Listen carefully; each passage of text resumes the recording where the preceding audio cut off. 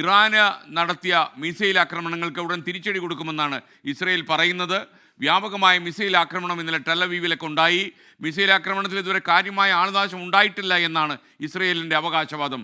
ആക്രമണത്തിന് പിന്നാലെ white house അടിയന്തര യോഗം ചേർന്നു. പ്രസിഡന്റ് ജോ ബൈഡനും വൈസ് പ്രസിഡന്റ് കമല ഹാരിസും നിലവിലെ സാഹചര്യം വിലയിരുത്തി താൽക്കാലികമായി അടച്ച വ്യോമപാത ഇസ്രയേൽ തുറന്നു. ഇസ്രയേലിലെ ഇന്ത്യക്കാർക്ക് ഇന്ത്യൻ എംബസി ജാഗ്രതാ നിർദ്ദേശം നൽകി സംഘർഷം അവസാനിപ്പിക്കണമെന്ന് UN രക്ഷാസമിതിയും ആവശ്യപ്പെട്ടു. അതേസമയം ഇറാന് നേരെ യുദ്ധകാകളവുമായിട്ട് അമേരിക്ക കൂടി രംഗത്ത് വന്നു എന്നുള്ളതാണ് ഏറ്റവും പ്രധാനപ്പെട്ട കാര്യം. ഇന്നലെ വ്യാപകമായ മിസൈൽ ആക്രമണം നടന്നു. നമുക്കൊരു കാര്യം ചെയ്യാം. ഇപ്പോൾ അമേരിക്കയിൽ നിന്ന് മധു കൊട്ടാരക്കര കൂടുതൽ വിശദാംശങ്ങളുമായി ചേർന്നു. അതുപോലെ PP ജെയിംസും ഇൻ്റർനാഷണൽ ന്യൂസിൽ നിന്ന് ചേരും. ആദ്യം മധു കൊട്ടാരക്കര ചേരുകയാണ്. മധു, ഗുഡ് മോർണിംഗ്. യഥാർത്ഥത്തിൽ നമുക്കിന്ന് ഗാന്ധി ജയന്തിയാണ് ഇന്ത്യയിൽ. അപ്പോൾ ഗാന്ധിജി പിറന്ന ഈ ദിവസം തന്നെ നമ്മൾ ഈ പശ്ചിമേഷ്യയിലെ സംഘർഷം ചർച്ച ചെയ്യേണ്ടി വരുന്നു. അമേരിക്ക കൂടി ഇറാന് ഭീഷണിയുമായി രംഗത്തുണ്ട്. ഈ മിസൈൽ ആക്രമണത്തിൽ തിരിച്ചടി നേരിടുമെന്നുള്ള ഭീഷണിയൊക്കെ തന്നെ പടിഞ്ഞാറൻ രാജ്യങ്ങളിൽ നിന്ന് വരുന്നു. എന്താണ് ഏറ്റവും latest updates? Good morning SKN. ഹമാസിന്റെ നേതാവ് ഇസ്മായിൽ ഹനയ്യ, അതുപോലെ ഹിസ്ബുള്ളയുടെ തലവൻ ഹസൻ നസറുള്ള എന്നിങ്ങനെ ഇറാൻ പിന്തുണയ്ക്കുന്ന പശ്ചിമേഷ്യയിലെ വലിയൊരു നേതൃനിരയെ തന്നെ ഈ ഇസ്രയേൽ കൊലപ്പെടുത്തിയതോടുകൂടി ഒരു തിരിച്ചടി പ്രതീക്ഷിച്ചിരുന്നു. അതുകൊണ്ട് തന്നെ ഇന്നലെ രാത്രിയിൽ ഒടുവിൽ ഇറാൻ തിരിച്ചടിച്ചിരിക്കുകയാണ്. ഏറ്റവും ഒടുവിൽ ലഭിക്കുന്ന കണക്കുകൾ അനുസരിച്ച് 200ഓളം മിസൈലുകൾ ഉപയോഗിച്ചുള്ള ഒരു വ്യോമാക്രമണമായിരുന്നു ഇറാൻ ഇന്നലെ നടത്തിയത്. അടുത്ത കാലത്ത് ഈ ഇസ്രയേൽ നടത്തിയ കൊലപാതക പരമ്പരകൾക്ക് ഒരു തിരിച്ചടിയാണ് തങ്ങൾ നൽകിയതെന്നാണ് ഈ വ്യോമാക്രമണത്തെ ന്യായീകരിച്ചുകൊണ്ട് ഇറാൻ റവല്യൂഷണറി ഗാർഡ് കോർപ്സ് പറഞ്ഞത്.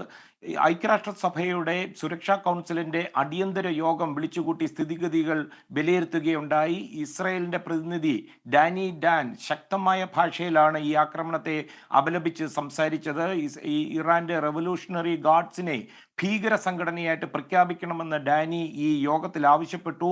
അതുമാത്രമല്ല, ഇസ്രയേലിനെ നശിപ്പിക്കുക എന്ന ലക്ഷ്യത്തോടു കൂടി ഒരു തീ കൊണ്ടുള്ള ഒരു വളയം സൃഷ്ടിച്ച് 7 ഭാഗത്തു നിന്ന് ഇസ്രയേലിനെ ആക്രമിക്കുകയാണെന്നാണ് ഇസ്രയേൽ ഈ ഐക്യരാഷ്ട്രസഭയിൽ പറഞ്ഞത്.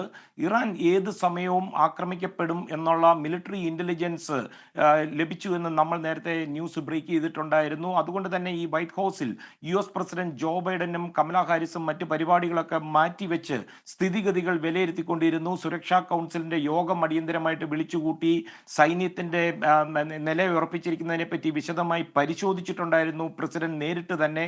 ഇതുകൂടാതെ ഈ വ്യോമാക്രമണം നടക്കുമ്പോൾ ഈ വൈറ്റ് ഹൗസിലെ പ്രസിദ്ധമായ സിറ്റുവേഷൻ റൂമിലായിരുന്നു കമല ഹാരിസും ജോ ബൈഡനും ഈ വ്യോമാക്രമണം നിരീക്ഷിച്ചുകൊണ്ടിരിക്കുകയായിരുന്നു. ഈ ഒടുവിലെ കണക്കുകൾ ലഭിക്കുന്നതനുസരിച്ച് 200ഓളം മിസൈലുകളുടെ ഒരു വ്യോമാക്രമണം ആണ് നടത്തിയത്. അതുപോലെ ഈ പൂർണ്ണ പിന്തുണ അമേരിക്കയുടെ ഉണ്ടായിരുന്നു. ജനങ്ങളോട് ഭൂഗർഭ അറകളിൽ പ്രവേശിക്കുവാൻ ഇസ്രയേൽ ആവശ്യപ്പെട്ടിരുന്നു. ഇതുകൂടാതെ ഈ ഇസ്രയേലിന് ഈ ആക്രമണത്തെ നിസ്സാരവൽക്കരിച്ചുകൊണ്ടാണ് ജോ ബൈഡന്റെ പ്രസ്താവന വന്നത്. ഇസ്രയേലിന് നേരെ നടന്ന ഈ വ്യോമാക്രമണം അത്ര വലിയൊരു ആക്രമണമല്ലായിരുന്നു, ഫലപ്രദമായി ഇതിനെ പ്രതിരോധിക്കാൻ സാധിച്ചു എന്നാണ് ബൈഡൻ പറഞ്ഞത്. ഇസ്രയേലിന് പൂർണ്ണ പിന്തുണ നൽകുകയും ചെയ്യും, ഒരു പിഴവും വരുത്തുവാൻ സമ്മതിക്കുകയും ഇല്ലെന്നാണ് ജോ ബൈഡൻ പറഞ്ഞത്. SKN, ഈ മിസൈലുകൾ പലതും ഭൂമിയിൽ പതിച്ചത് പലതും ഈ ഇസ്രയേലിന്റെ മധ്യഭാഗത്തും അതുപോലെ തെക്കൻ ഭാഗത്തുമായിരുന്നു. ഇതിൽ ഇസ്രയേലിന്റെ ഇന്റലിജൻസിന്റെ ഹെഡ്ക്വാർട്ടേഴ്സായ മൊസാദിന്റെ തൊട്ടടുത്ത് ഏതാണ്ട് 1 കിലോമീറ്റർ അടുത്ത് വരെ ഒരു മിസൈൽ എത്തിയതായി റിപ്പോർട്ടുണ്ട്.